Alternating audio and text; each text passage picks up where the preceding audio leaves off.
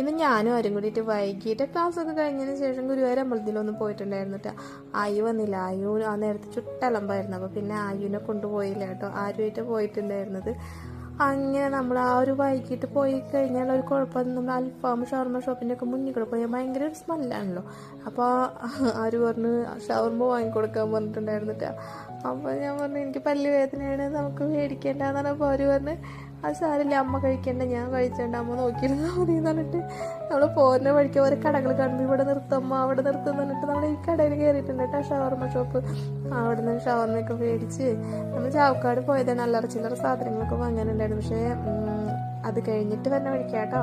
ഇത് ചാവക്കാട് കഴിഞ്ഞ് എന്താ പറയുക കൊടുങ്ങല്ലൂർ റൂട്ടിൽ തന്നെയാട്ടോ ഈ ഷോപ്പുള്ളത്. അങ്ങനെ ഒരു ചായയും മേടിച്ച് 2 ഷവർമയും വാങ്ങി.